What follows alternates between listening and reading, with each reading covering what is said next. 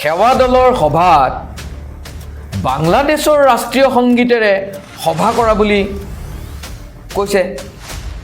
কেনে ধৰণৰ কথাবোৰ কয় মানে ইমান তৰল কথা তেওঁলোকে ক'ব পাৰে বুলি মানে আমি ভবা নাছিলোঁ কিন্তু এতিয়া ভাবিবলৈ বাধ্য হৈছোঁ সভা আৰম্ভণি হৈছিলে বন্দে মাতৰম গীতেৰে আমাৰ সভা শেষ হৈছে ৰাষ্ট্ৰীয় সংগীতেৰে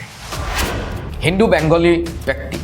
মই হিন্দু বেংগলী বুলি এইকাৰণে কৈছোঁ আমি এইবোৰ ক'বলৈ বেয়া পাওঁ কিন্তু এই হিন্দু বেংগলী বুলি কোৱাৰ কাৰণ আছে যেহেতু বিজেপিয়ে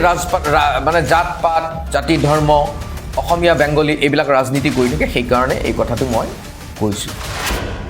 এই বিদু দাস ডাঙৰীয়াই সেই কথাখিনি কৈছিল যে আমি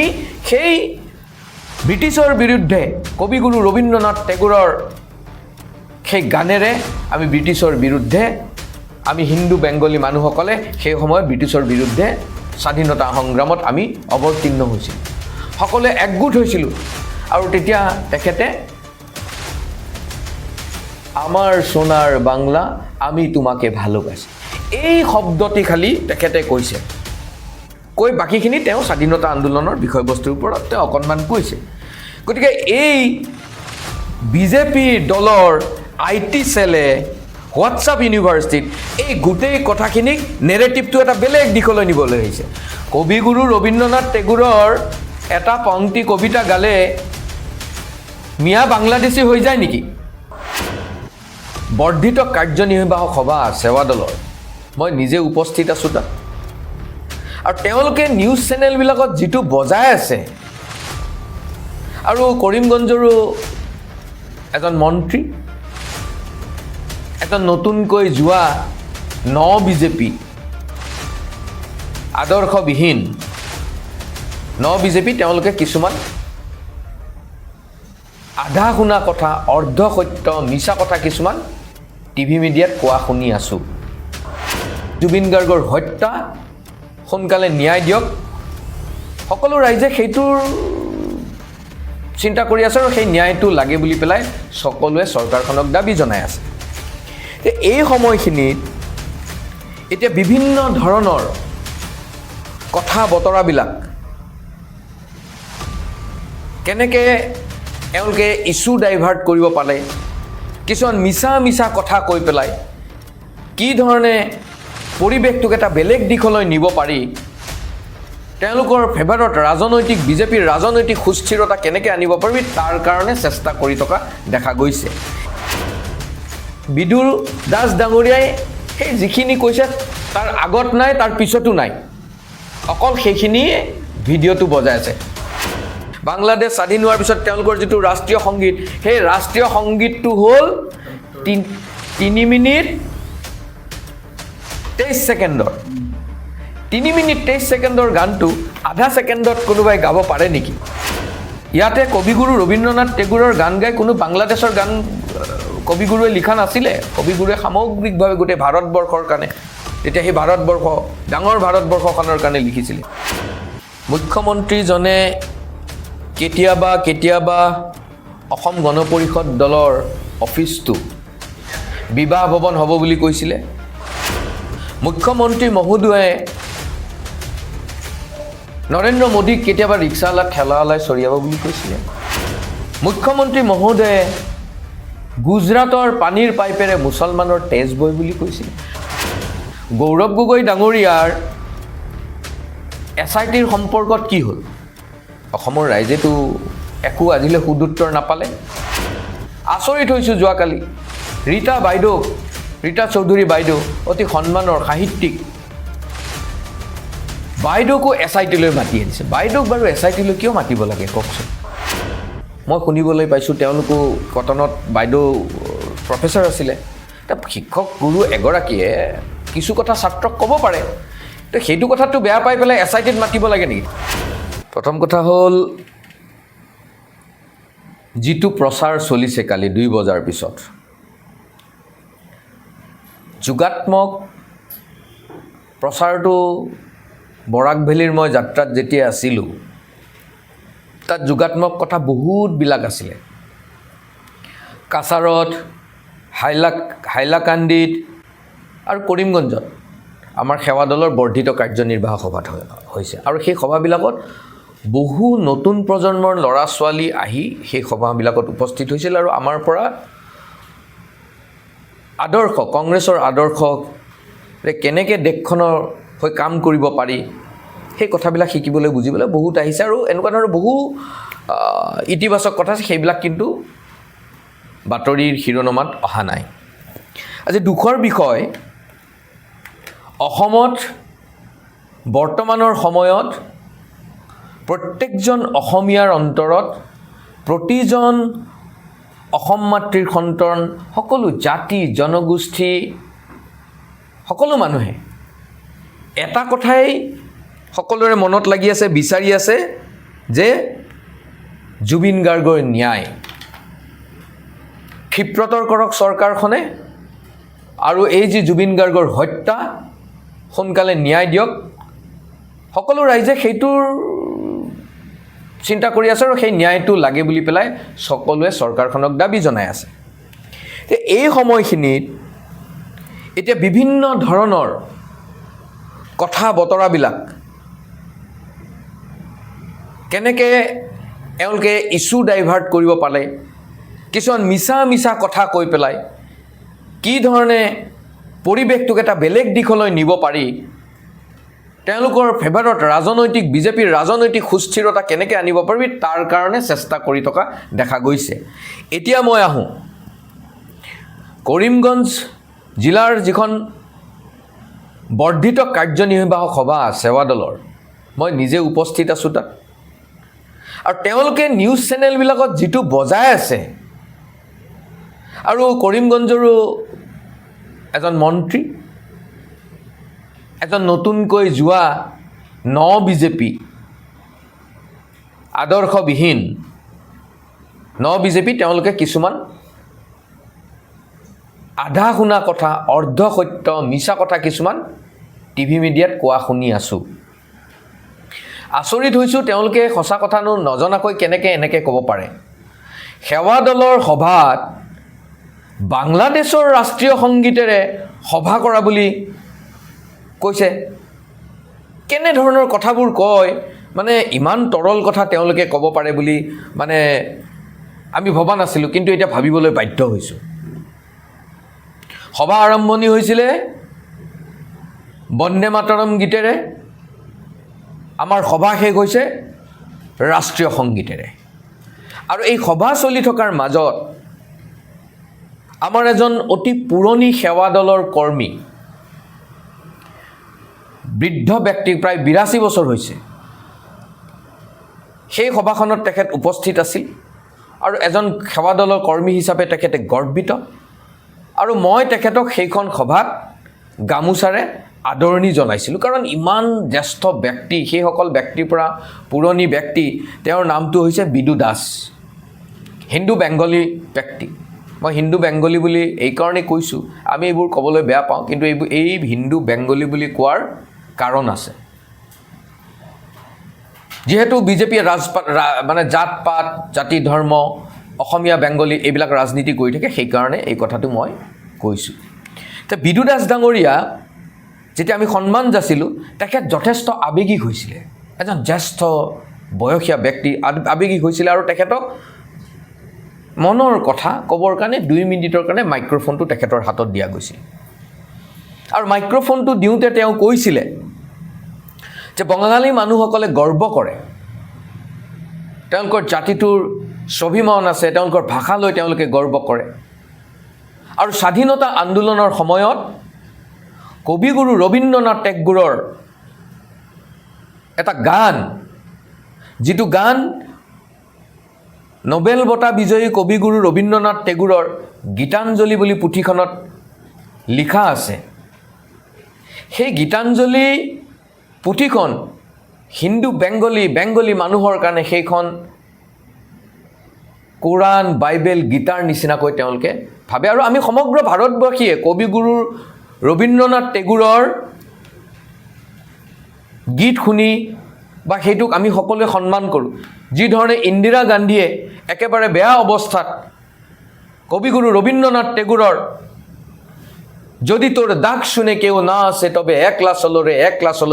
চলৰে সেই গানটো শুনি উৎসাহিত হৈ আকৌ ৰাজনৈতিক জীৱন যুদ্ধত লাগি পৰিছিল আৰু পিছলৈ জয় হৈছিল এই বিদু দাস ডাঙৰীয়াই সেই কথাখিনি কৈছিল যে আমি সেই ব্ৰিটিছৰ বিৰুদ্ধে কবিগুৰু ৰবীন্দ্ৰনাথ টেগোৰৰ সেই গানেৰে আমি ব্ৰিটিছৰ বিৰুদ্ধে আমি হিন্দু বেংগলী মানুহসকলে সেই সময়ত ব্ৰিটিছৰ বিৰুদ্ধে স্বাধীনতা সংগ্ৰামত আমি অৱতীৰ্ণ হৈছিলোঁ সকলোৱে একগোট হৈছিলোঁ আৰু তেতিয়া তেখেতে আমাৰ সোণাৰ বাংলা আমি তোমাকে ভালোবাসি এই শব্দটি খালি তেখেতে কৈছে কৈ বাকীখিনি তেওঁ স্বাধীনতা আন্দোলনৰ বিষয়বস্তুৰ ওপৰত তেওঁ অকণমান কৈছে গতিকে এই বিজেপিৰ দলৰ IT সেলে হোৱাটছআপ ইউনিভাৰ্চিটিত এই গোটেই কথাখিনিক নেৰেটিভটো এটা বেলেগ দিশলৈ নিবলৈ আহিছে কবিগুৰু ৰবীন্দ্ৰনাথ টেগোৰৰ এটা পংক্তি কবিতা গালে মিয়া বাংলাদেশী হৈ যায় নেকি কবিগুৰু ৰবীন্দ্ৰনাথ টেগোৰে যিবোৰ গীতাঞ্জলি তেখেতৰ গান আছিলে সেই গানবোৰ ভাৰতবৰ্ষৰ সকলোৱে গায় আমাৰ নৰ্থ ইষ্টৰো আপুনি চাব ত্ৰিপুৰা ৱেষ্ট বেংগল ইত্যাদি কৰি ভাৰতৰ গোটেই আমিবিলাকেও গোটেই বেংগলী মানুহে কবিগুৰুৰ গান কবিতা পুথিখনৰ গান আওৰাই মুক্তভাৱে গায় গতিকে এই যি তেওঁলোকে এটা নেৰেটিভ তৈয়াৰ কৰিছে আৰু আপোনালোকে চাবচোন টিভিত বিদু দাস ডাঙৰীয়াই সেই যিখিনি কৈছে তাৰ আগত নাই তাৰ পিছতো নাই অকল সেইখিনিয়ে ভিডিঅ'টো বজাই আছে সঁচা কথাবিলাক ৰাইজক ক'বলৈ বিজেপি কৰ্মীসকলক আহ্বান জনাইছোঁ এই মিছা কথা এইবোৰ কথা কৈ মানুহক বিভ্ৰান্তি নকৰিব আৰু কংগ্ৰেছ দলে কেতিয়াও বাংলাদেশৰ ৰাষ্ট্ৰীয় সংগীত গাই তাত সভা পতা নাছিলে বাংলাদেশৰ ৰাষ্ট্ৰীয় সংগীতটো যিটো যেতিয়া স্বাধীনতাৰ পিছত বাংলাদেশ যেতিয়া স্বাধীন হ'ল বাংলাদেশ স্বাধীন হোৱাৰ পিছত তেওঁলোকৰ যিটো ৰাষ্ট্ৰীয় সংগীত সেই ৰাষ্ট্ৰীয় সংগীতটো হ'ল 3 মিনিট 23 ছেকেণ্ডৰ 3 মিনিট 23 ছেকেণ্ডৰ গানটো আধা ছেকেণ্ডত কোনোবাই গাব পাৰে নেকি গতিকে মই এনেকুৱা ধৰণৰ মিছা কথা মানুহৰ ওচৰত নিনিবৰ কাৰণে আহ্বান জনাইছোঁ আৰু বেংগলী মানুহৰ আমাৰ বেংগলী মানুহখিনিৰ যিটো এটা সেন্টিমেন্ট সেই সেন্টিমেন্টটোত আঘাত নাহানিবলৈ মই আপোনালোকৰ জৰিয়তে আহ্বান জনাইছোঁ অসমত থকা আমি সকলো অসমীয়া বেংগলী এই অসমখনৰ আমি সকলো অসমীয়া ইয়াতে কবিগুৰু ৰবীন্দ্ৰনাথ টেগোৰৰ গান গাই কোনো বাংলাদেশৰ গান কবিগুৰুৱে লিখা নাছিলে কবিগুৰুৱে সামগ্ৰিকভাৱে গোটেই ভাৰতবৰ্ষৰ কাৰণে তেতিয়া সেই ভাৰতবৰ্ষ ডাঙৰ ভাৰতবৰ্ষখনৰ কাৰণে লিখিছিলে সংবাদ মাধ্যমে ভয়ংকৰ অপপ্ৰচাৰ মানে কোনোবাই সেই অপভ্ৰংশখিনি অলপ দিছে গতিকে সেই কথাখিনি প্ৰচাৰ হৈছে আপোনালোকে চাব তাত প্ৰথমে বন্দে মাতৰম কামান মই দিছোঁ আপোনালোকে চাব সভা শেষ হৈছে ৰাষ্ট্ৰীয় সংগীতেৰে কামান মই দিছোঁ আমিতো এনেকুৱা নহয় যে বাংলাদেশৰ ৰাষ্ট্ৰীয় সংগীত আমাৰ সভাত এইটো সেৱা দলৰ নিয়মেই নহয় এজন বেংগলী সম্প্ৰদায়ৰ মানুহে আৱেগিকভাৱে তেওঁলোকে বেংগলী ভাষা সংস্কৃতিক ভাল পায় কাৰণে কবিগুৰু ৰবীন্দ্ৰনাথ টেগোৰৰ কবিতাটোৰ এটা পংক্তি গাইছে আৰু এটা কথা আপোনালোকৰ ৱেষ্ট বেংগলত বা বেংগলী সম্প্ৰদায়ৰ মানুহে নাচিকতা জয়তী চক্ৰৱৰ্তী ইত্যাদি গায়িকাসকলে খুব সাহসেৰে উৎসাহেৰে আমাৰ সোণাৰ বাংলাটো গায় তেওঁলোকে একতা আৰু মানৱীয়তাৰ কবিগুৰু ৰবীন্দ্ৰনাথ টেগোৰৰ যি একতা আৰু মানৱীয়তা এই গানটোত বিচাৰি পায় গোটেই মানুহে আৰু আমিও বিচাৰি পাওঁ কিন্তু বিজেপি এইবিলাক কথা বুজি নাপায় ৰাজনীতি কৰাৰ নামত যিকোনো কথা কোৱাৰ কাৰণে তেওঁলোকে এতিয়া জুবিন গাৰ্গৰ ন্যায়িক তদন্তটো ৰাইজে যে বিচাৰি আছে তাক বেলেগ দিশলৈ নিয়াৰ কাৰণে প্ৰত্যেকটো দিনে চেষ্টা কৰিছে আচৰিত হৈছোঁ যোৱাকালি ৰীতা চৌধুৰী বাইদেউ অতি সন্মানৰ সাহিত্যিক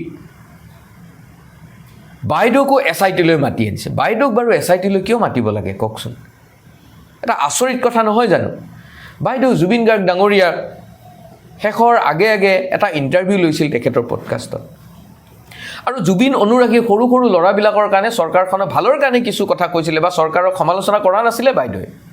মানে এতিয়া এনেকুৱা হৈছে যে চৰকাৰখনক যদি কোনোবাই আঙুলিয়াই দিয়ে জুবিন সমাধি জুবিন ক্ষেত্ৰৰ যি এছঅপি এই এছঅপিৰ ক্ষেত্ৰত অলপ বেলেগ ধৰণৰ মানে ৰাইজৰ লগত থাকি লেখিকা এইটো ৰাইজৰ লগত থাকি সিদ্ধান্ত ল'বলৈ কৈছিলে সেইটো একো বেয়া কথা নহয় চৰকাৰ এখন মন্ত্ৰীয়ে অপেনলি কৈ দিছে যে মই ৰীতা বাইদেউৰ কথাখিনি বেয়া পাইছোঁ ৰীতা বাইদেউ এগৰাকী শিক্ষক আছিলে মই শুনিবলৈ পাইছোঁ তেওঁলোকো কটনত বাইদেউ প্ৰফেচৰ আছিলে শিক্ষক গুৰু এগৰাকীয়ে কিছু কথা ছাত্ৰক ক'ব পাৰে তো সেইটো কথাটো বেয়া পাই পেলাই এছআইটিত মাতিব লাগে নেকি মাতিব লাগে কাক মাতি আছে কাক গতিকে এখন অসমৰ ৰাইজে দেখিছে যে এখন ভেকু ভাওনা আৰু এই যিটো যোৱাকালিৰ পৰা অপপ্ৰচাৰ চলাই আছে এই অপপ্ৰচাৰ বন্ধ হ'ব লাগে আচল কথাত আপোনালোকে মনোযোগ দিয়ক ৰাইজক বিভিন্ন প্ৰকাৰৰ যে আপোনালোকে শোষণ কৰি আছে সেইবিলাকৰ পৰা ৰাইজক নিস্তাৰ দিয়ক মই আৰু এটা প্ৰশ্ন কৰোঁ মুখ্যমন্ত্ৰীয়ে কৈছে মল্লিকাৰ্জুন খাৰ্গেৰ পুত্ৰ ফাৰ্ষ্ট ক্লাছ ইডিয়েট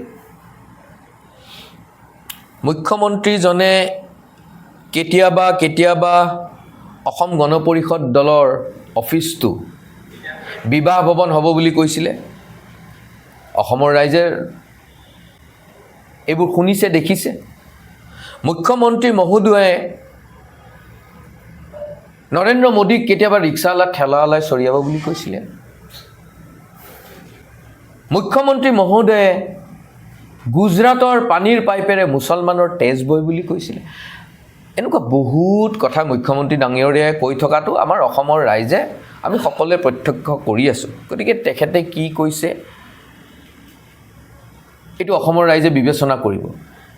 আৰু আমি এই খাৰ্গে ডাঙৰীয়াই কি মুহূৰ্তত কি অৱস্থাত কি ভাবি পেলাই কি কথা কৈছে সেইটো তেখেতে বুজি পাব কিন্তু এজন অসমৰ সন্তান হিচাপে অসমীয়া ল'ৰা হিচাপে অসমৰ হিচাপে আমি ছেমি কণ্ডাক্টৰ অসমত হৈছে সেই হোৱাটো আমি কেতিয়াও বেয়া পাব নোৱাৰোঁ বা সেইটো বেয়া কথা নহয় এইটো ভাল কথা অসমৰ উন্নয়নৰ কথা হ'লে সেইটো বেয়া কথা বুলি আমি কোনো ক'ব নোৱাৰোঁ কিন্তু এই পুৰণি ঘাঁহ খুচৰা আকৌ এতিয়া ছেমি কণ্ডাক্টৰটো বহুত দিনৰ আগৰ এইটো এটা আছিলে আগৰ কথা এইটো আগৰ বিবাদ আছিলে আগৰ কথা এই নতুনকৈ এই কথাবোৰ টানি কংগ্ৰেছক আনি পেলাই ৰাইজৰ ওচৰত কিবাকে সেৱা প্ৰত্যাপন্ন কৰিব খোজা এটা বৃথা চেষ্টা কৰি আছে নেকি এনেকুৱা অনুভৱ হয় আমাৰ গৌৰৱ গগৈ ডাঙৰীয়াৰ এছআইটিৰ সম্পৰ্কত কি হ'ল অসমৰ ৰাইজেতো একো আজিলৈ সুদুত্তৰ নাপালে গতিকে এই কথাবিলাক সকলো ৰাইজৰ হাতত আছে গণতান্ত্ৰিক ব্যৱস্থাত ৰাইজ হ'ল ৰজা আমি ৰাজনীতি কৰা ব্যক্তিসকল ক্ষমতাত থকা ব্যক্তিসকল আৰু আমি ক্ষমতাৰ বিৰুদ্ধে বিৰোধী শক্তিও আমি ৰাইজৰ ঊৰ্ধত কেতিয়াও নহয় ৰাইজ হ'ল প্ৰকৃতাৰ্থত ৰজা এই কথাখিনি ক্ষমতাত থকা ব্যক্তিসকলে বুজি পোৱাটো ভাল ৰাইজৰ ওপৰত ঊৰ্ধতালি কৰাটো বন্ধ কৰিব লাগে জুবিন গাৰ্গ ডাঙৰীয়াই আজি চিতাভস্ম ব্ৰহ্মপুত্ৰত তেখেতৰ চিতাভস্ম দিছে তেখেতৰ যিটো ইচ্ছা আছিলে মোক ব্ৰহ্মপুত্ৰত মই মৰিলে মোৰ ব্ৰহ্মপুত্ৰত উটুৱাই দিবা আজি জুবিন গাৰ্গ ডাঙৰীয়াৰ ইমান দিন হৈ গ'ল মৃত্যু আমাৰ সকলো আমি অসমবাসী দুখত আছোঁ জাষ্টিছ ফৰ জুবিন গাৰ্গৰ মৃত্যুৰ হত্যাৰ ন্যায় পাওক সেই কথাটোত আহক আমি সকলোৱে থাকোঁ এই বাংলাদেশৰ গান ৰাষ্ট্ৰীয় গান গোৱা বুলি ভুৱা প্ৰচাৰৰ পৰা আপোনালোক বিৰত থাকক